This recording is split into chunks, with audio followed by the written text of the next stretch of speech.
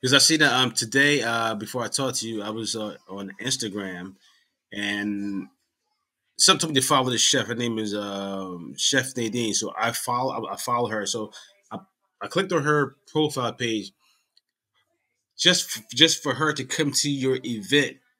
$600. She was like $600. It's $600 just for me to come. We're not talking about anything else. Just for me to come to you is starts at $600. So it starts at 600. I was like, oh wow. And then That's she not a does lot of really. money. It's not. But when I looked at it, I was like, oh really? That's just the starting rate, $600. I was like, oh, but I'm sure it's more because she travels. But I guess that's just a number she probably just putting up. But I was watching her videos and she traveled. I think she was in Houston. She lives in Jersey. She was in Houston doing a brunch for Christmas. I was like, oh, that's pretty decent. I was like, all right. I said, okay. So she was like, she loves to travel, you know. But I thought about it again. Let's in my mind. It's Instagram and Facebook is not the way to go. So Yeah, yeah, I was like, yeah. no, $600. That's not that's nothing. for I make you. $600. Yeah, for you, I would like your events need to be your private events where you're actually showing up. That needs to be at least 10,000. Like you can offer them. I've done this before.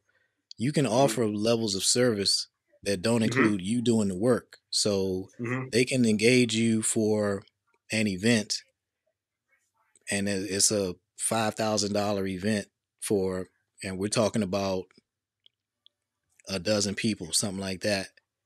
You can Mm-hmm. send a chef, somebody who you've trained, and you can send a chef to that party. Mm-hmm. But if they want you, well, those are the $10,000 and up engagements. If you want Chef Billy, that's where you have the credentials for that, man. I mean, Mm-hmm. that money is out here. Like that's not even a lot. That's Mm-hmm. that's just not like people get paid. Public speakers, if you become a public speaker and get good at it, you can make $10,000, $20,000 or more for a 1 hour speech. Mm-hmm. So you just going on stage and talking, and I'm not diminishing it because you have to Mm-hmm. develop the skill and have Mm-hmm. something of value that you can deliver. Mm-hmm. But I'm making a comparison between Right. going on stage and speaking for an hour versus what you have to do to deliver service to 10 or 20 people. All the time you Mm-hmm. have to spend cooking the food, transporting the food, set up, entertaining the Mm-hmm. folks, during the event, breaking it down and all of that. That's a whole lot of physical work compared to traveling somewhere to deliver a 1 hour speech. And you can make way more than, you can make $10,000, $20,000 a speech. Just speaking, you absolutely can command that kind of money for a private chef thing. So when you said she's, 600 minimum, I'm like, yeah, okay, I'm glad she at least has a minimum for herself Mm-hmm. to screen out some people, but uh, that's not even Mm-hmm. that's the pool that is that's not the big boy pool. The Right. the big Right. boy Right. Right. pool, Right. you a 5 figure chef, man. That's you just are. Right. And Right. And and I appreciate that. Thank you. yeah, you don't all you need is 4 people per month who want your service. 4 people who got 10 grand and they want to have a fantastic experience. That's that's just a marketing challenge. Not even a challenge, it's a marketing question. Right. Are you doing the Right. marketing to reach the people who have the money and are Mm-hmm. prepared to pay for the experience that you can deliver? So Mm-hmm. yeah, you a 5 figure chef, man. So I Thank you. want I you appreciate it. thinking in those terms. Because your That wife is might. That might. absolutely right. Your wife Yeah. is Yeah. absolutely right. Yeah. And some days she gets frustrated with me. She's like, I don't understand why do you do this to yourself? Why? Why? I'm like, Brother, let me tell you, tomorrow is not promised. that's Okay? correct. Tomorrow is not Mm-hmm. promised. And